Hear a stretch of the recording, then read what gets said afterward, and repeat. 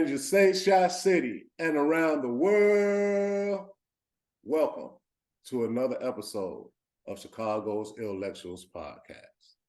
And today, we have none other than Mr. Aaron Mallory. How you doing, brother? Man, I'm glad to be here. Glad to be with you, man. I'm pretty good to see you, man. It's been a long time coming, man. I've been trying to get you for the last 3 years. 3? Yeah. Back during the pandemic when we first started recording. Yeah. Man, I apologize, bro. I apologize. No apologies needed, man. We know you're a very busy guy, man. But so that the world can know, man, we're going to go ahead and jump right into it, okay? Okay, let's do it. All right. Tell us a little bit about your background. Where were you raised? Where are you from? Okay, yeah. So, man, I grew up, went to HF Homo Flossmoor High School, graduated from there in 2005. From there, went to SIU, Southern Illinois University, Carbondale. Good time down there. I learned a lot. I think I would say SIU definitely helped form the person who I am today. Just a nice cultural, like it was just a good space, especially for Black people to go, especially at that time, had a real large Black student body. Then there came back to Chicago, and started doing a lot of mentoring work with particularly Black boys, with challenges, particularly in the streets. Just really started, just honing in my skills and just building relationships, understanding, particularly at the time, I didn't know it was trauma, and I ain't recognize like toxic stress was factors. I just knew like, stuff going on in the household that these kids are dealing with is crazy. So that's kind of just led me to kind of the work that I do now, but that's kind of like the backdrop though. So after you were done with Southern, did you have any additional education? Yep. So after that, so as I was doing this mentoring work, I remember this lady was telling me like, you should try to get a master's in social work. And it's like, social work. She's like, yeah, I think it'd be good for you. I started kind of researching what social work was. The main thing people tell you about social work is social workers don't make no money. Right. No, that's false though. You know what I'm saying? False. But it is that narrative that's floating around. Yeah. And I think at that time, before I really knew, especially what I know now, I was like, what? But it really just drew into, I feel like what I was trying to, achieve and do. So ended up getting my master's at the University of Chicago. Spent, my 2 years there, got what I needed out of there. And then just started doing this work, as a counselor. My first job was at HRDI. Learned a lot about Medicaid, learned about counseling. It was kind of cool too, because I was like the only male on my team at the time. And so I had I would get all the boys, and we service, the Black community. So I would get all Black boys. And there's so many stories about just going in a household as a community mental health model, seeing just, again, the disparities, the challenges, trauma, toxic stress in the household, what was creating these behaviors. Moms, oftentimes single parent. And so I would be like the only positive male role model or figure in the household. So, and then, even in school, predominantly just, women in that space too. So the boys would just gravitate to me just because like I was like that positive male figure, and then, just addressing those things that they were dealing with clinically and being able to connect with them, relate to them. So it was pretty cool. So I left there, and I started working at a Ready Initiative. Learned a lot about cognitive behavioral therapy, but particularly in the lens for men that are victims or perpetrators of gun violence. Yeah. So just learned a lot through that. Learned a lot about fidelity, systems, structure. And then March 13, 2020 was my last day there, and I just stepped out on faith and started doing my own thing full time. Don't go too far. We're going to get there. Let's get to the University of Chicago for a minute. So while you were at the University of Chicago, as we understand it, you held a position there for the grad students, didn't you? I did, yeah. I was student government. What was it? Student government president? Ah, man, you so humble, bro.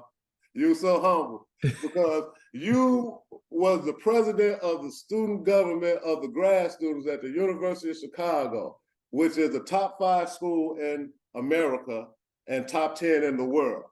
And then you went ahead and appointed me as the president of the African American Student Association. You just appointed me. You didn't even give me a choice. But it was Yeah, a great time. that sounds about right. Yeah. It was a great time, man. It was a Uh, great time. I appreciate you for that.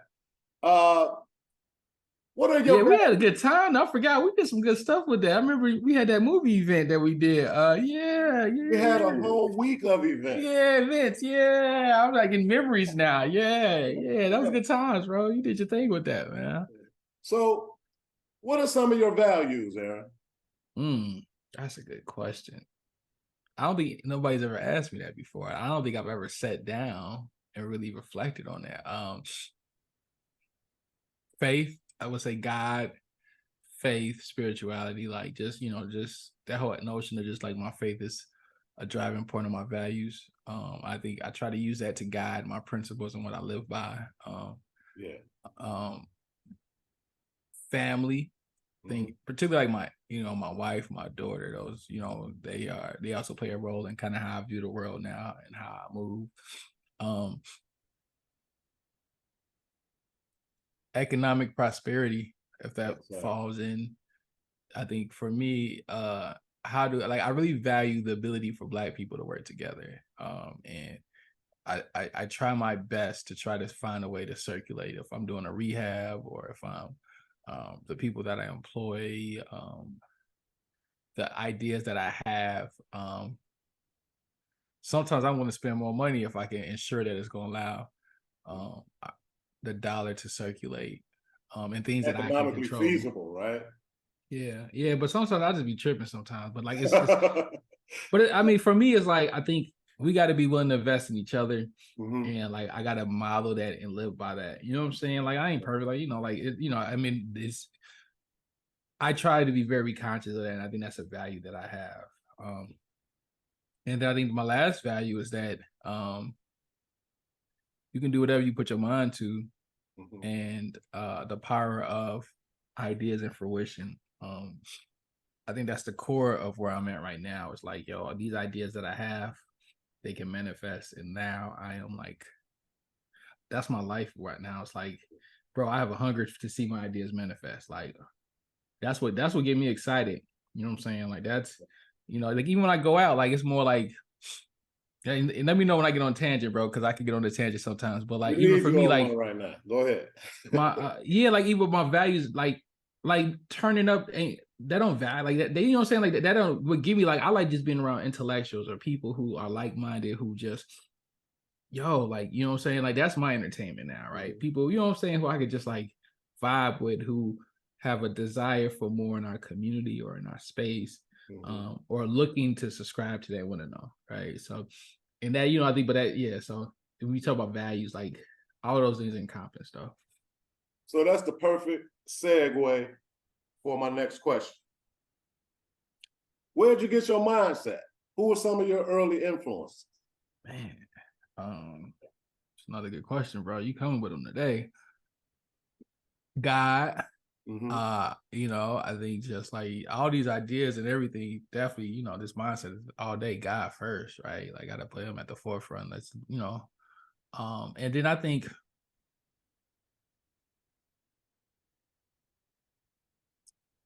my dad always said to me, you'll never be rich working for somebody and have your own. Yes. I don't subscribe to like the notion of the rich. I mean, I want to be wealthy, but like this, he really just will always say to me just the importance of like having your own and being independent. And I remember just even at a young age, like high school days, like even maybe middle school days, like he, like he had a business, he had like a video business. He'd be grinding to like 3 a.m. and then get up in the morning, work his 9 to 5. And he did decent off the video business too. Like he stopped at some point. I never asked why I got into it, but I think that just kind of thought process that he would just say to me just seemed to resonate as I got older. And then I remember just started reading different books. Like I remember reading Think and Grow Rich by Napoleon Hill. And I think that book really had a huge shift in my mindset on just this notion of like, yo, you can do some stuff if you really believe, and just kind of like how they wrote it. And then I think Rich Dad Poor Dad Yes. What's it? Robert Kiyosaki. I might have butchered this name, but I think reading that book and just recognizing the differences of things. And then I think too, like I got to go back to my days at SIU. Part of it I think was I was active in my fraternity. And then I think also too, I learned skills in my fraternity that, like really just resonated this ability, like, yo, you can achieve the things that you want if you believe in it. Like, I remember back when we was on the yard, like, yo, we used to have this crazy event back in the day, used to be called Players Ball. And so like we used to like, but the process and planning that, like, it was like, you know what I'm saying? We would brainstorm, think of ideas, throw ideas out there, and then we would see ourselves manifested, right? And then like we had to learn a budget, you know what I'm saying? The school let's go in a whole 30,000 because we would make it back from the event. Like, so like the budgeting, the planning, the organizing, right? Like meeting with the school, like bringing down acts. So we had brought down Young Jock. Drake's first concert is something that we did, right? So like first concert in the States, but like in that space in Carbondale, like it allowed us at that time to be able to, like, if you had an idea down there and you was involved, it could manifest. And the school was really good at getting those resources. So, yeah. So I think once I left there, my mind was kind of like shifted, like, yo, I could do more, and just So yeah, I think those combination of things though. I know you're grateful for that experience, man. Let's get back to the mentoring. Yeah. Because I know you've been so busy that a lot of things that happened in the past in terms of when we met, you probably don't remember, but I'll remind you. I think it was around the year 2008, 2009. My cousin DeAndre and I we were drawing up a plan for our youth program, what would become our youth program. And, we were working on our mission statement. We used to always meet at this Starbucks on 35th and State. 35th. Right? And I look over and I see this young man, and, he has a smile on his face and he has a team with him. And so we strike up a conversation, and lo and behold, he was working on developing a youth program as well. And that young man happened to be you, man. Do you remember that? I remember that. I do remember that, man. That was sheesh, yo. That is so crazy. Yeah. And I'll tell you why. I know what you're doing, and we're about to get into that. But on this podcast, when we were talking offline, I've had like 3 of my guests who were former members of that youth program, right? Who are in different cities around the country, and all of them are doing extremely well, bro. That's phenomenal. All of them are doing extremely well. Now, full circle, here we are. And, we're still trying to find a way to spread hope to young people. That's the purpose of this podcast, right? So in terms of mentorship, tell the world a little bit about your program and how it came into fruition. Yeah. So Grow Community, that's the name of the organization that I'm a part of, that I've been blessed to be able to cultivate. It really started from the idea when I was working at HRDI, honestly. I remember. So let me know. I'm sorry. Can I step back a little bit? Because I think it's before then. Like, just like as I'm thinking, got me going down memory lane a little bit. So when I came back from Carbondale, and I was doing mentoring programs, I was trying to build this business up. I just didn't know. I was doing like workshops and presentations, and so that's when the lady told me about, hey, you should go get your master's. Go get your master's in social work. I went to U Chicago, and one of the things I learned about, I remember I took a class. It was administrative methods. I think Professor Sean Lang was there. It was a really good class. But one of the things that we explored is we did case studies on organizations and looking at their financial infrastructure, essentially looking at the diversification of revenue that they were bringing in. And I remember, he would compare like agencies that was solely dependent on government dollars, particularly grants, contracts, organizations that had a mixed flow of revenue. And we would do these case studies. And we did a case study particularly on Vincent Bateman. Now, Vincent Bateman is the founder of HRDI. And so we kind of heard the story of how he started HRDI, the challenges that he went, why he created HRDI, which was to fill a void because in the South Side of Chicago, there wasn't a mental health provider designed for particularly Black people on the South Side. And so he wanted to fill that void. He had some challenges though. I think like the Chicago Sun-Times or the Tribune wrote like a bad article on him. They tried to attack the business, but we did the study like how he navigated, how he was able to pivot during that. And one of the things at the end of the case study we talked about is that he pivoted from being dependent on grants into a fee-for-service model, and particularly billing insurance.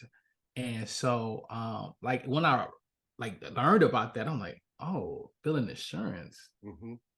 And particularly now, by insurance, Medicaid. you mean which insurances? All insurances? Yeah. Medicaid. Well, he switched his model to bill Medicaid. Okay.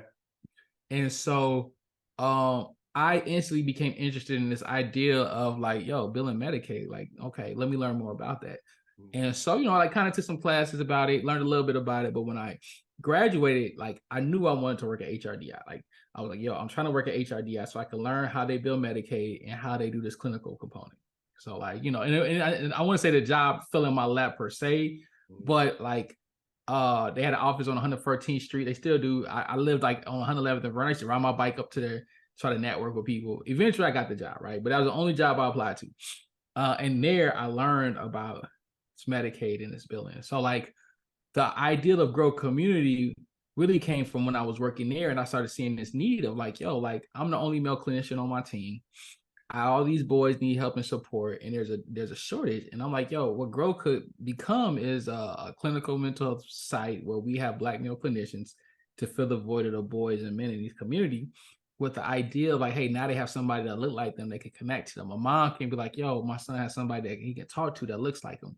And that really was an impetus of like allowed us to build Grow to what it was, right? And so I mean, that's our focus. Like right now, we've served over 300 clients, and like we're aggressively growing. We've expanded. So we just started opening up in Rockford, the Gold Peoria. We'll be in Cincinnati in a couple of months. And for me though, Grow is a vehicle to really provide those mental health services, but to really think about how we combat gun violence within our community, and really looking at it from a macro level as well, right? Like. I think one of the data trends that bothers me the most is that, from the CDC, the leading cause of death for Black males between the ages of like 14 and 41, numbers could be a little, the leading cause of death is homicide. And is disproportionately higher as compared to any other race. Like you got Black males and then you got like everybody else, but it's like Blacks is one, and then like whites maybe like number 6. And it's a small percent. Hispanics, I think at a certain age is kind of 2, but then it tinkers down, right? Yeah. Asian is like number 7, 8, right? But for Blacks, it's like disproportionately higher. Like I wish I could show you the data trend when you look at it, and that bothers me. You think about just the narrative things we see on TV. Yes. Part of it is conditioning, right? And I think part of it is there's a design to really continue this genocide of Black men and just allowing us to do it to ourselves, because it is a genocide, right? And I do believe that if this was any other type of race, I think it'd be more effort and energy put towards it, right? Yes. We're reading this book.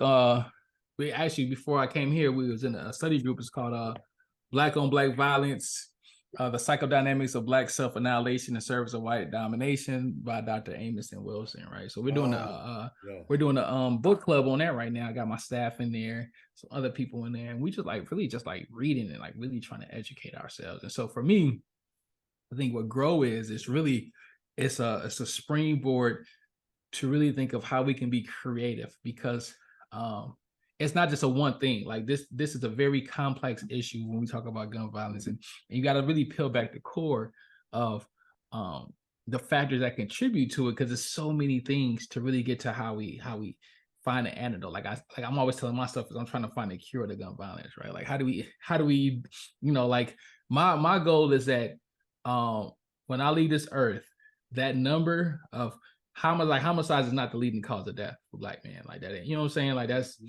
that was just something back in the day, and we're not there. You know what I'm saying? Like that's my vision. That's the goal. And I think also in that is economics plays a part to us getting there, but also the psychological aspect, the mental health aspect of it, the media, the advertising. There's a lot of factors, right?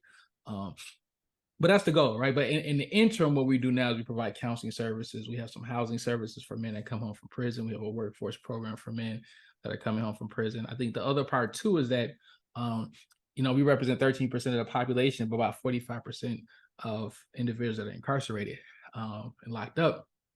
And we really dig deep on that. But also too, so we have that issue, but then we also see, particularly in Illinois, the rise and arrests and convictions for Black men for possession of illegal firearms, right? And we see every other arrest going down outside of possession of firearms. And so now they're sending more Black men to jail. When we think about the war on drugs, it ain't drugs no more, it's just guns, right? But we're not putting these guns in our communities. I mean, I got 14-year-olds that tell me they can buy a gun as easy as it is to go to the candy store, right? Yes, sir. And so it's just this new approach of how do we attack our Black men? But when you think about the criminal justice system as a whole, the judge is white. Yeah. He making money. He got a good salary. Oftentimes the prosecutor is white. They got a nice salary. You think about the COs in these correctional facilities. When you think about where these facilities are, they're in rural white America, right? So that's creating a whole economic base. You got the vendors who provide the food, the shoes. They don't look like me and you. Right. So it's a whole economy that people are eating off of. Right. And so and we've been conditioned to fall into this cycle. And so for me, grow, we provide counseling and mental health services, and we provide wraparound services, which is good. It's a band-aid, but I think we got to dig deeper to get to the core of this issue. And I think that's our goal, honestly. And, for me, it's how do I learn how to be a better leader in positioning people, finding the right people, understanding data, understanding research, but also how do we lead the way in publishing and putting out articles to really educate and really let people know, and let research drive legislation so we can combat the things that have been created. Bro, and I told you I get on a tangent, so whenever, but one of the things that bother me is that why is it okay for young people or people in general to talk about killing somebody and promoting this in music, and that's allowed? How is that normal? It's okay. YouTube and Apple Music and everybody will allow you say, I'm a kill. I'm a you know what I'm saying? That's normal though. That's cool. But there's certain things you can't say. And you know what I'm saying? They're not tolerating that. But why is it okay that we're allowed to kill each other and talk about it? And it's labeled as a cool thing to do. Yes. The psychological aspect that happens there, right? You know what I'm saying? It's those things though that I think we got to get to the core of. I think it's this notion of how poverty has been created and created to be intentional to create the behaviors that we see that manifest from it, right? This rhetoric of thinking Black people are innately evil or bad, that we're just this. When you travel to the continent, you see we're beautiful people. Beautiful. We marry, we love, it's good vibes. You know what I'm saying? That ain't who we are. You know what I'm saying? I've been fortunate to be able to go to West Africa. I've seen it. That ain't who we are. But it's something happened when we've been brought here and when we've been conditioned to think who we are. And when we think about particularly what this country was built on and what the Western world is built on on pillaging and taking. Yes. But to also make seem that they're the supreme being and to seem like they're not doing anything wrong, but to relieve their conscience of evilness, you got to have somebody that's a bad guy, a scape guy. You got to have a scapegoat, right? You got to have the fallout guy. That's us, right? And so the world has begun to recognize that because of the conditioning and design that's been done. And so I want to change that. You know what I'm saying? Hey man, I really want to. You said a lot, man. So I get on the tangent, my bad. No, it's all perfectly valid. You just kind of reminded me of how my approach to young people has changed. And to your point, when I talk to young people these days, I don't cut any corners. I make sure and let them know that, the founding fathers that created the laws of the land were mostly slave owners. Yeah. So, if we're slave owners and we're creating the laws of this new world, right? these laws are not being created to benefit our property, okay? And we know, but the young people don't know, that today's policing is a direct descendant of slave catching. Okay. And then you know, if you're going in chronological order, you get to the 1950s, when the black men came from World War II, you know, our white counterparts were afforded resources that black men who had fought the war were not afforded, right? And so their wives therefore had to apply for the safety net, welfare, okay? But even in that, there was a domination and a corruption taking place, because there could be no man in the house if you receive these benefits, yet your husband is not allowed to be in the unions. He's not afforded opportunity for employment. And so what happened? Many black men walked away from their homes. Many of them became addicted to drugs. Many of them ended up going into the Vietnam War because they were frustrated and depressed because they weren't afforded the resources that would allow them the opportunity to care for their families, right? And so I make sure that I tell young people this so that they can understand that you don't want to be a victim of the judicial system, because, you know, I've been searching for some years now, and it's been pretty difficult to find any laws on the books, and you talked about this, that prevents a judge, a prosecuting attorney, or even on the street level, a police officer from owning stock in the prison industrial complex. You don't want to be caught up in that trick bag, right? And you hear the school to prison pipeline. But, you know, man, I really appreciate you, man. And I want you to know that the reason that I wanted you so bad for this interview is twofold. Number one, I knew what you did and how you benefited the youth in our community, right? Secondly, man, you're an intellectual, right? And we're very proud of you, okay? Many of us who do this work, you know, I've done the same work that you did. I was at HRDI as well. I understand everything that you're saying regarding the one-parent households and the young boys, you know, having someone that looks like them, that shows them some direction, right?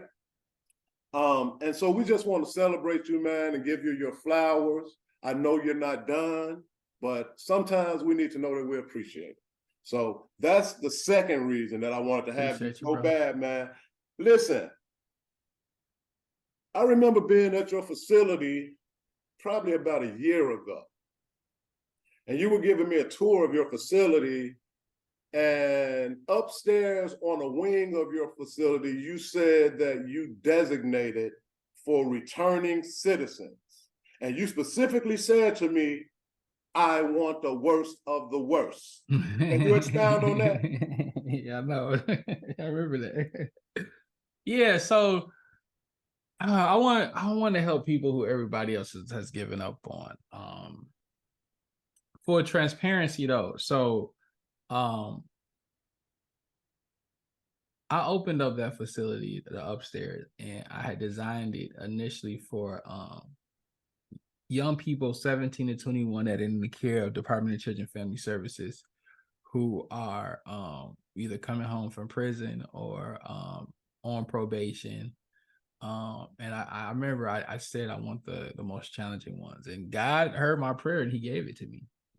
And I spent a year trying to figure out how to design a program that would support them and that would help them recognize who they are and their value. I mean, bro, I invested a lot of money, like, because it was funded through the state. I invested a lot of money just out of just profits we made and things like that. Like, for me, like, money is a tool, and so I'm like, man, we getting them Uber cars, we're doing everything we can. The amount of trauma that these young people have been through, and so painful. Like, you know, like, I think I saw just how shattered these young brothers are, their spirit, the trauma they've been with. But I think too, I struggle with the state, and particularly DCFS, and them allowing me to really put together the program that I want and how I want it without like just trying to fill their wrath or them trying to tell me what I can or can't do. And you know, it got to a point like we looked up, man, we had 8 people come and go, either locked up, in and out. I mean, assaulting staff. Like it was, you know, like we got to a point where we had to really do like a gut check. And it was hard for me because that was something I wanted to do so bad. So I worked in the TLP, I saw it. I was like, one day I'm gonna open up my own. And I had to really just, I mean, I had to listen to my staff. I mean, got to a point where staff weren't feeling safe. Like it was, and I like my staff is important to me. Like I can't do any of this work without them, So I had to really just sit back and reflect, and I shut it down. I had to shut it down. Yeah. But I think through that, because I could be stubborn at times, and I'm like, yo, we're gonna figure this out. But I think sometimes, I'm learning as a leader, when you're responsible for people, you got to hear all components, all sides. And I also think like your failures can set you up as a learning lesson to be better, right? So what we're doing now though is that we're opening up. It's going to actually be for men that are returning home from prison. It's designated as our independent housing. And so essentially how it works is that we have a workforce program where you obtain intensive cognitive behavioral therapy, work in our screen print facility. It's a point-based, which they also compensate and paid. If they do really well in that program for 4 months, then they qualify for our independent housing. Okay. And that they'll pay $400 a month in rent. It's very structured, but they'll have their own room. But our goal is like now they're building rental history. Yes. Now they're also have an employee because we connect them to employment. So now they have employment, they have pay stubs. And so now they have references. So when they go back into the market, they can say, oh, I have landlord reference. Oh, here's my pay stubs. Hey, I've been saving up. And then also we're going to help them with their first month's rent, as well as that security deposit to get them in the door. So a lot of the guys that we work with, they have never rented a home before. They just fresh out. They haven't had anything, right? And so we're trying to create this, hey, we're going to hold your hand all the way through to give you the support so you can succeed. We're going to help you with your thinking. We're going to help you with your workforce skills. And then ultimately, help you to be able to get your own spot. The ultimate vision, though, is that when they get their own spot, that we teach them, hey, how to own an asset, how to buy a house, maybe get you a multi-unit, and really take guys who it was designed to keep them at the bottom, to give them an asset now, to say, no, now you contribute economically to this place, and now you can put your head up high, and you can be the head of the household and show you have value and worth. Because oftentimes these brothers get out and, they can't put their head up. They can't find a job. They can't find employment. They bouncing around. They may have a chick, a woman or that they stay with, but they can't be on their own, and they become dependent on her. And then it just, things happen. And so, I think for me is, my hope, Lord willing, is that, we can help the Black man be at the head of the household where he's supposed to be. And I believe that if we can strengthen our men, like our mission is molding boys and healing broken men. If we can help our broken men heal and become the head of the household at the forefront, that changes the whole dichotomy of the Black family. It begins to change the behaviors of our boys when they begin to act out and go into these streets because they don't have that male figure or role model to guide them, to give them that love, but also that discipline and structure. I think it just puts us, it level sets us. And so that's the hope, Lord willing. And I think one of the things that we're doing is the lessons we learned last time, we're making sure we don't. Like we're being very intentional on our policies, our procedures, our structure, our implementation, our data tracking, how we hold staff accountability, how we onboard staff. Things that we kind of missed the first time that we're trying to make sure that we fine tune this time. But my prayer is that, man, I create a community, bro. Like, it's like, because another thing is too, like, so we've been acquiring property to continue to build this out, and our community don't want them there. Like our community is saying, hey, like I literally had to do a zoning hearing about 3 weeks ago, and the community organized against me, said, we don't want these people here. Like that's what they were saying. These people look just like you, and like they're already in your community anyway. Like we're doing it in Auburn Gresham. when you look at the data for reentry, the top 5 communities, Auburn Gresham is one of the top 5 where guys are coming home to. So it's like they already here. You saying you don't want a group of people that are already here. But I mean, these are people that are like me and you who's protesting and saying, no, we don't want this on a busy street. You know what I'm saying? It ain't like we putting it in the house right next to you. But I think, so for me, that said to me, we need to create our own community. Yeah. I want to be able to create new development where we have a whole community of people who return as citizens, but they own it, they work it, they contribute, like, and it looks beautiful. It's immaculate. Like, I want it to be to the point, like, other people want to be there, like, maybe. Yeah. You know what I'm saying? Like, but that's what I want. I think, like things like that, bro. You know what I'm saying? So but now that creates an economic base that we can thrive to. So, yeah. It is our most difficult challenges that offer us our greatest growth. I'll tell you that you knock phase 1 out of the park when you acquire your initial property, right? But my mentor told me, and you spoke to this, state government funding, right? They basically, through their policies, they influence the school to prison pipeline, right? And once those same individuals are incarcerated the first time, you have programs like yours, and then the red tape causes state government funding once again to influence recidivism, right? Yeah. Okay. And what my mentor said to me was, you have to find independent funding mechanisms from within our community. Like you talked about, like mines, right? We have to find independent funding mechanisms because there are always going to be requirements that doesn't gel well with your mission statement, right? Or what you have planned out, right? So they're going to try and reorganize your structure in order for you to receive these funds. When you have the data to show that the way that you have your program structured, it generates ideal benefits, right? To our people that doesn't want returning citizens in the community, you're absolutely right. They're already in the community. The question then becomes, do you want them in the community without structure, or would you like them to be in the community with structure? That's the basic question. That's the basic of it. Do you want them to have no hope and just out here, and then that's going to create the challenges, or something that's going to create hope for them so we can mitigate it? But it's bro, we've been conditioned. I'm not mad at any of those people who are, like, I get it. Psychologically, us as a people, we've been brainwashed, bro. Man, they did a job on us, but they did a really good job, like you, bro. They did a really good job, and we're a sleeping giant. Yeah, we are a sleeping giant who has been tricked to stay asleep and been conditioned to remain asleep. And my mission is to wake up the giant. Let me wake it up, because once it wake up, you can't put it back to sleep. Once you wake it up, and you empower it, you teach it.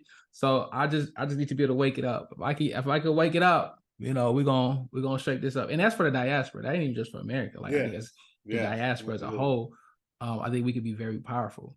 And I think we just, it's the condition. I mean, the same condition is happening different ways in Africa, but it's the same condition, the exploitation. So I'm optimistic though, bro. I'm really optimistic. We have to keep hope. You see my shirt, right? We have to keep hope. Hey, let me ask you, you've been an entrepreneur for a number of years now. Who would you say that would be on your personal Mount Rushmore of entrepreneurs? Ooh, I don't know you're going to answer that. You've been an entrepreneur for quite some time now, and I know you do a lot of reading. I know you've seen some models. It's because it's the people who I've been reading about, and the people who I see putting on a Mount Rushmore, but learning it's a tricky question because I don't know if I want to put them on a Mount Rushmore, but I feel like I'm learning a lot as I read them.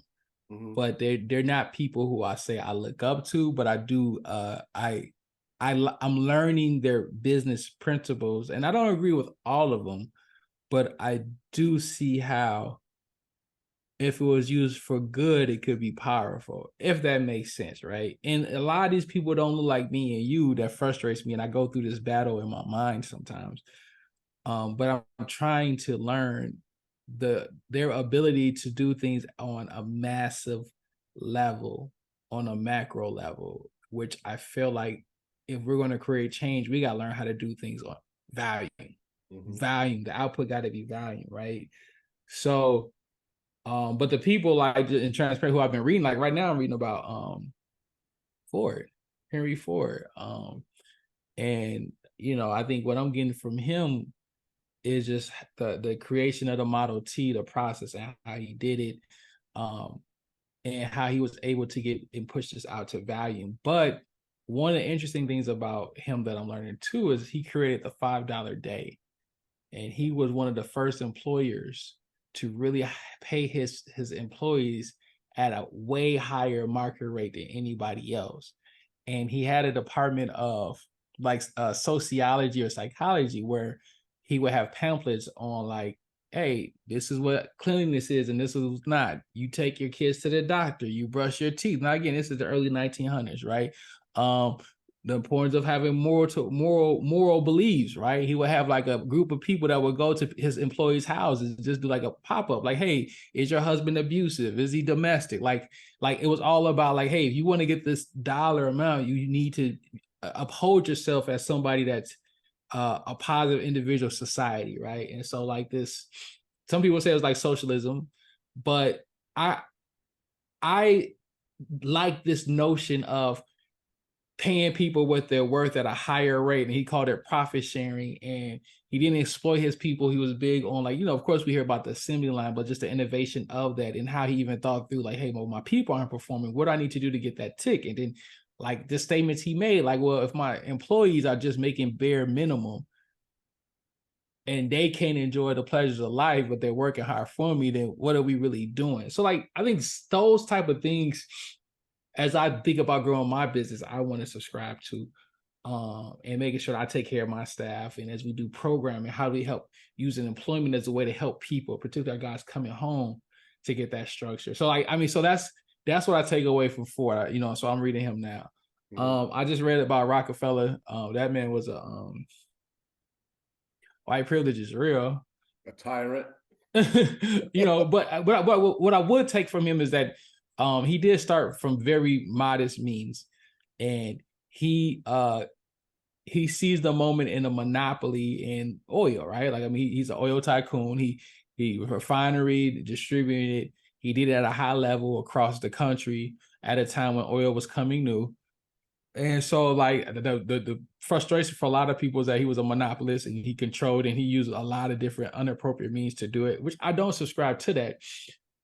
But I do like, so people don't know, like, I mean, and they may say he couldn't really been, but he was a devout Christian. Like, I mean, like really big, he donated a substantial amount of money to Spelman. His wife her maiden name is Spelman. And so like, that family is where Spelman got their name from. Really, he also had a passion, an interest. I mean, he didn't hire black people, so I can't go to that level, but like, it talked about a lot of just the philanthropy he did around helping black people. But I think the thing that his philanthropy towards the end of his life, part of it, I think he was trying to right his wrongs, but he invested a lot in research. When we think about a lot of medical models, when we think about just research around cancer, different institutions, like he invested heavily in that.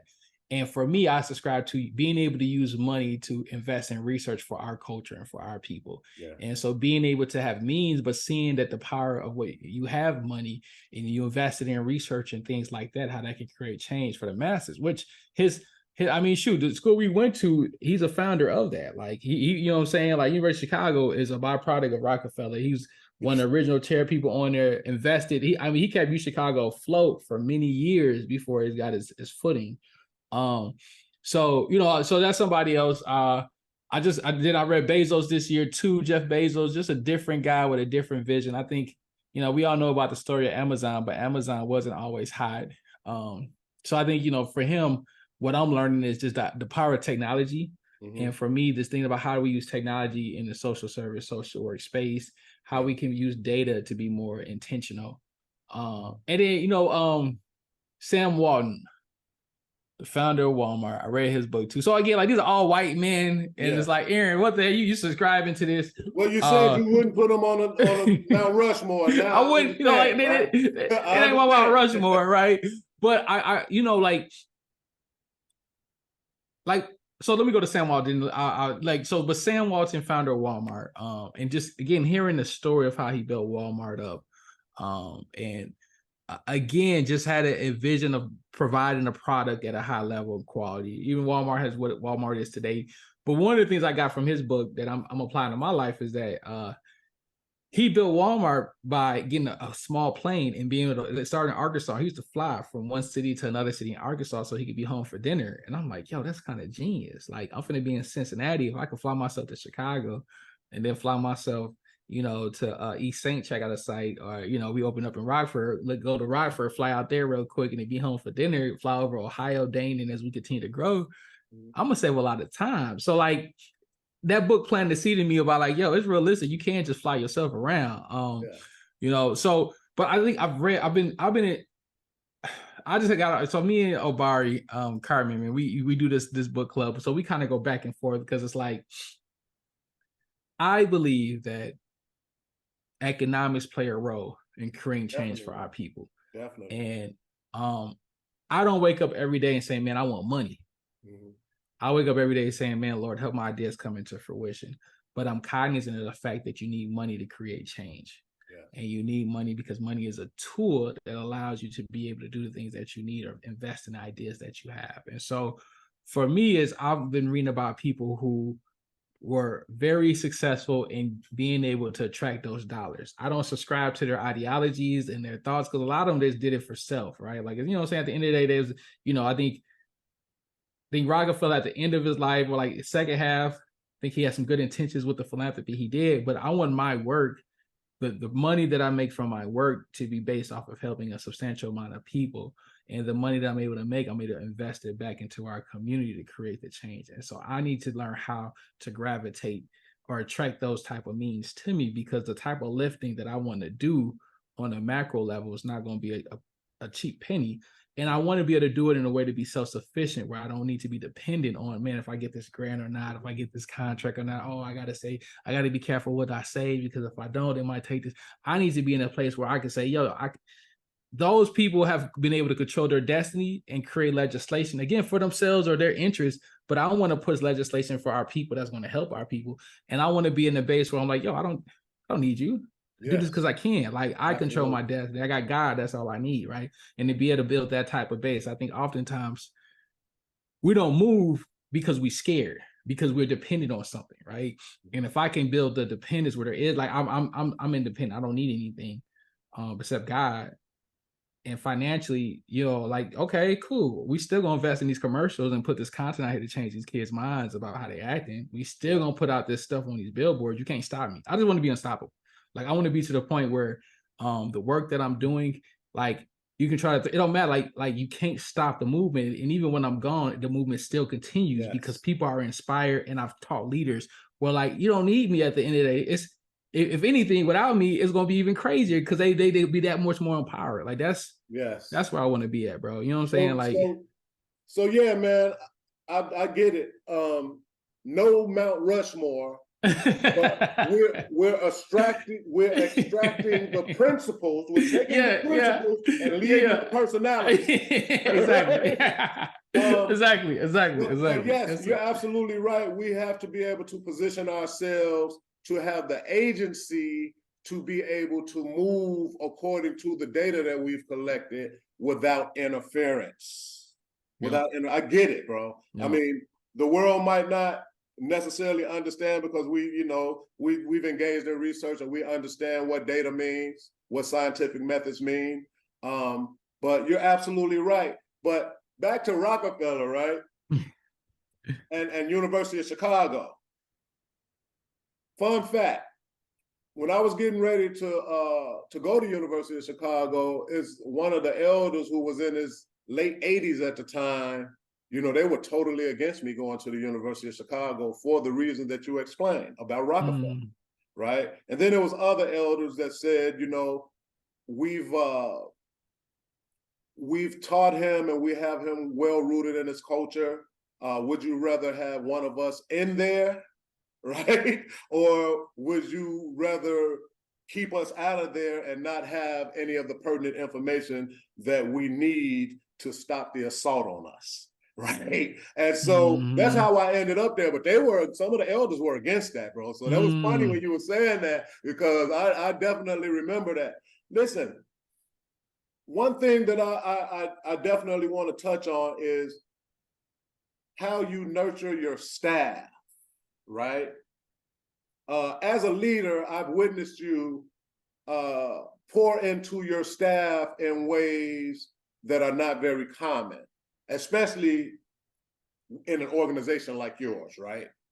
You seem to have no problem with your staff reaching their highest heights, right? You demonstrate the kind of promise, you model the promise, and then you make sure to extend that same promise that we had to pay for when we went to school, right? But you extend that to them, right? You're adamant that they get their LCSW. You make sure that they have like book clubs, and you make sure that they study, you know, have a group study on the LCSW and things of that nature. Where did that mindset come from?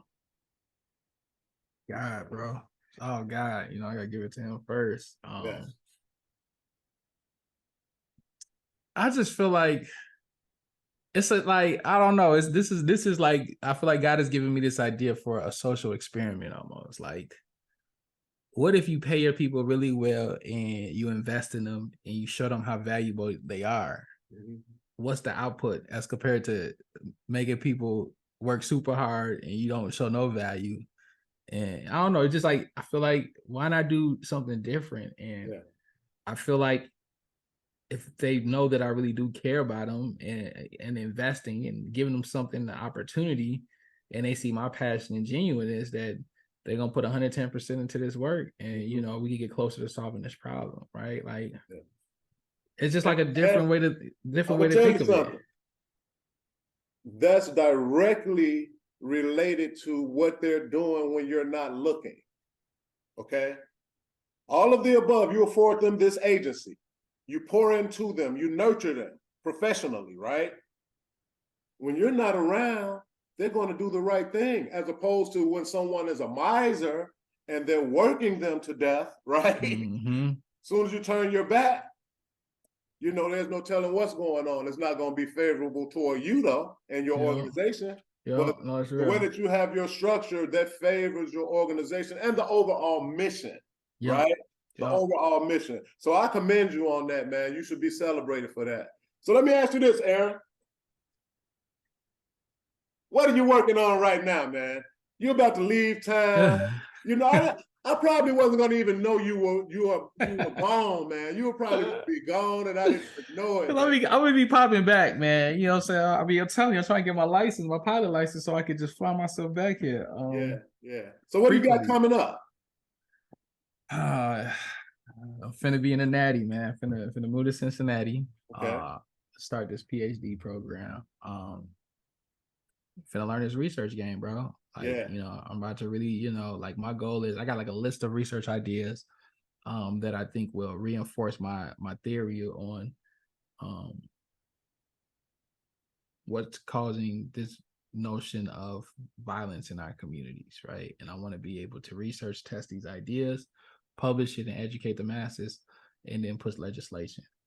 Outside of that, I want to teach. You know, man, I think I told you about my traumas with teaching. You know, from on alma mater. You know, I was on you about that. I was like, fight, man. You know. So you know, U Chicago got like a nasty taste in my mouth from that. I don't think I would ever like. You Chicago, like, I'm not gonna be somebody like, oh, you Chicago this, man, that left a real nasty taste. You know, we ain't gotta go into the details, but you know, that's something I think still to the core bothers me. And I think at one moment, even like I think conversations with you really helped me, kind of move past that. But but honestly, bro, I want to teach to my people. Like, I mean, and that was always the goal. It's just that kind of fell on my lap. But like, it almost deterred me from that. But I do want to teach my people. Like, like I think it may sound crazy, but I want to open up a university, bro. Like, I want to open up a master's level type program where we teach at a high level Black scholars, Black clinicians, the work and how we really think through how to solve this problem, and really educate the masses in the future. I think I'm about to be fortunate because like I'm about to be an hour and a half away from 3 HBCUs. You got Wilberforce, you got Central State, you got Kentucky State, all about an hour. And if I'm flying, that's 30 minutes, bro. Yeah. So like if I could be there just networking and they all have bachelor's program, but they don't have a master's program. So like if that could be a feeder.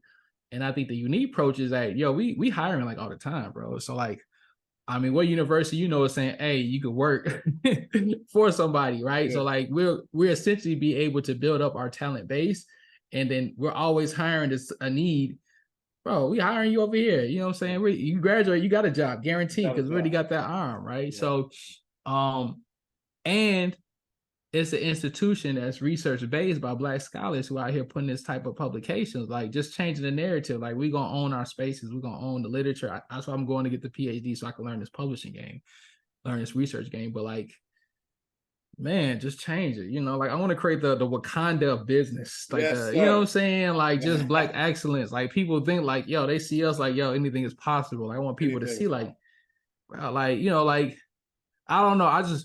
I want to show the world that Black people collectively come together, working economically. We can shake some stuff up. I want to show the world that, Hey man, it's so beautiful, man. I really know and I understand and embrace that the ancestors are working on us. All right.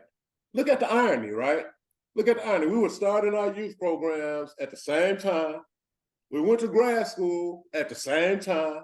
And now we're going into PhD programs at the same time. That's crazy. Right? and my thoughts exactly, like I was talking, I've been teaching and, I've had a number of professors contact me from University of Chicago and asking me, how come I don't come over there and teach?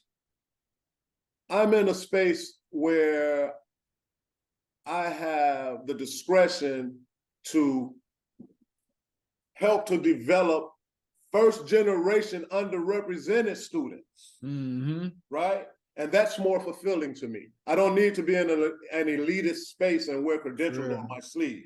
I don't need that, right?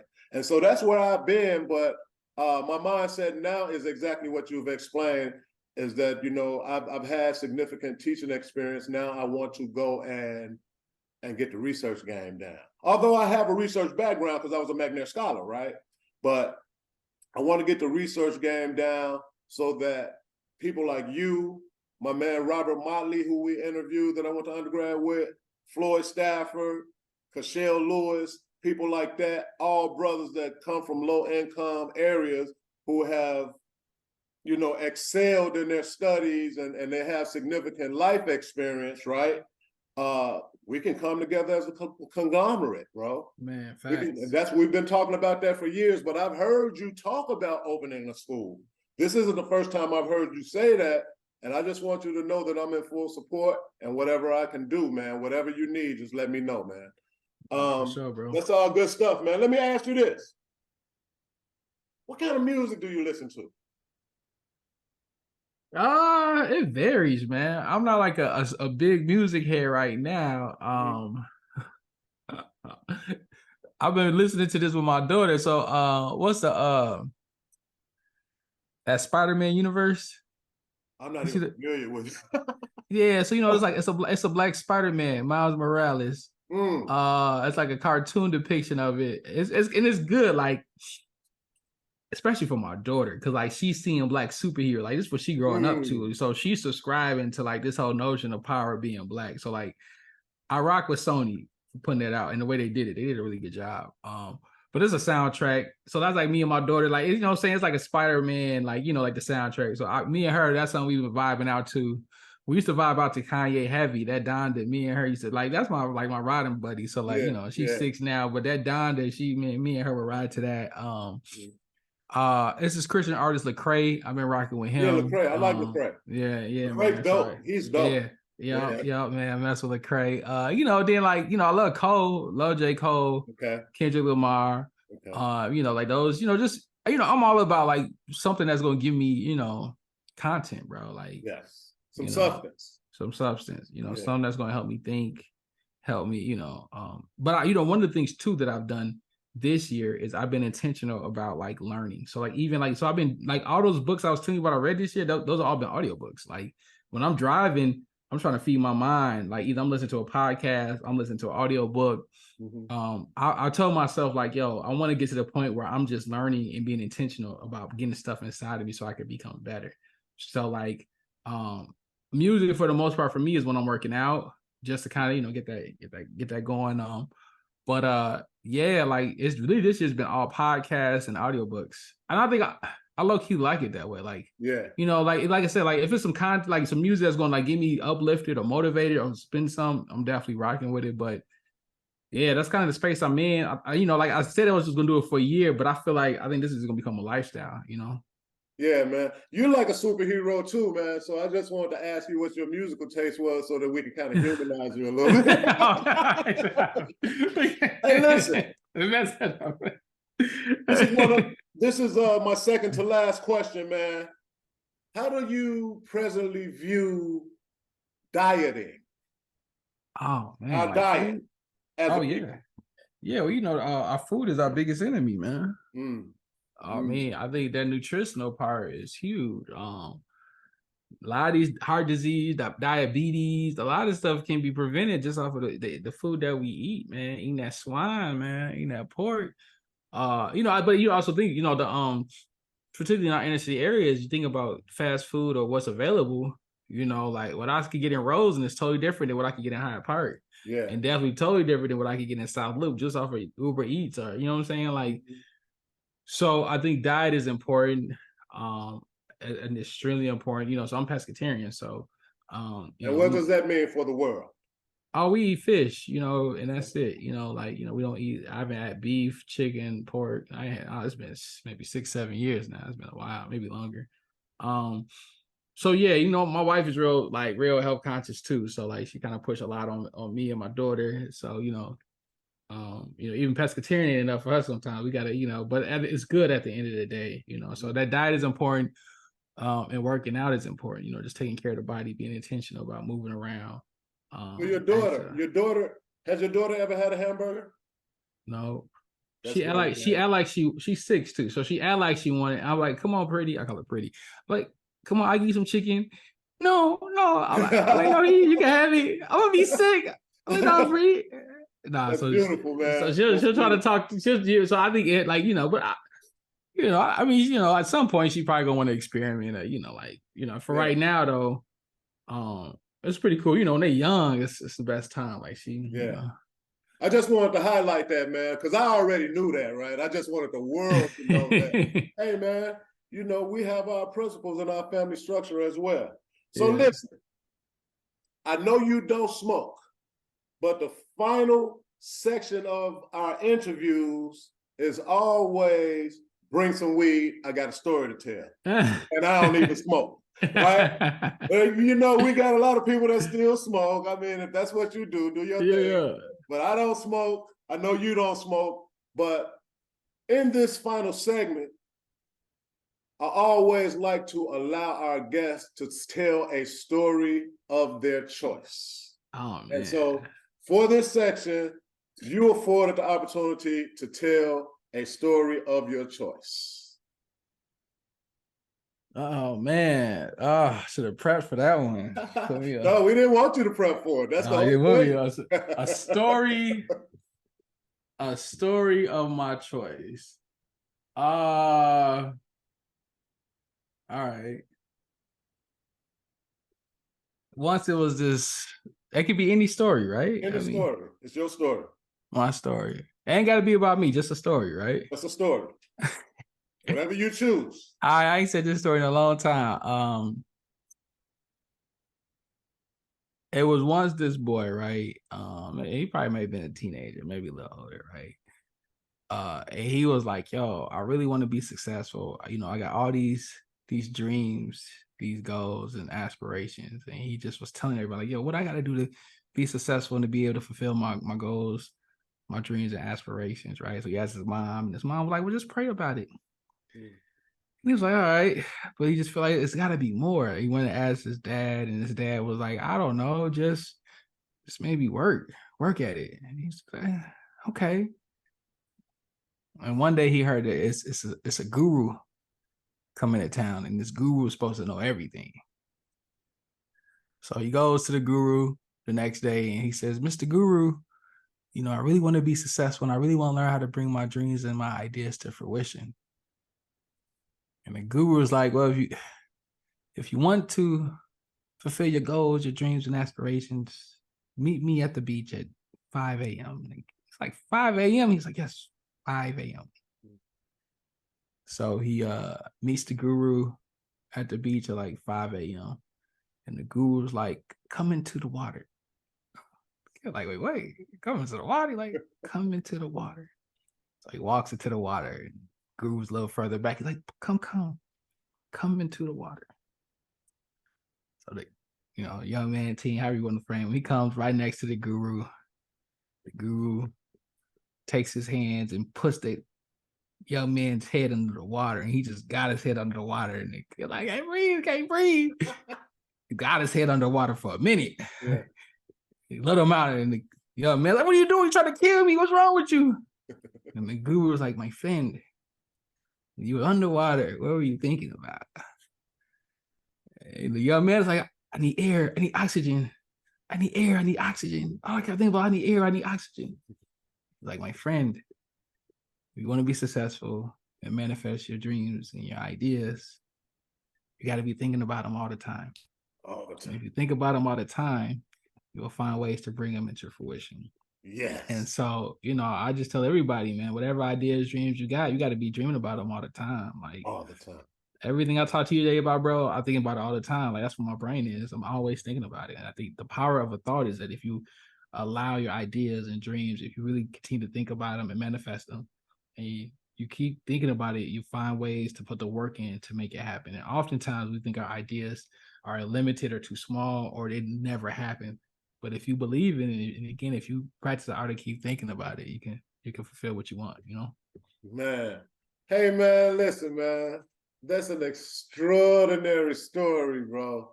Listen, man, we're so proud of you, man. We love you, man.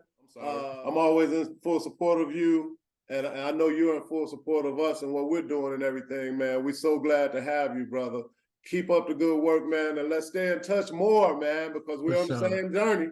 Yes, sir. Yes, sir. We got to take statistics again. we will, bro. I already know it. We are. Yeah. All right, brother. Take care of yourself, man, and we'll get up later, all right? All right, now. Take care. All right. Take care.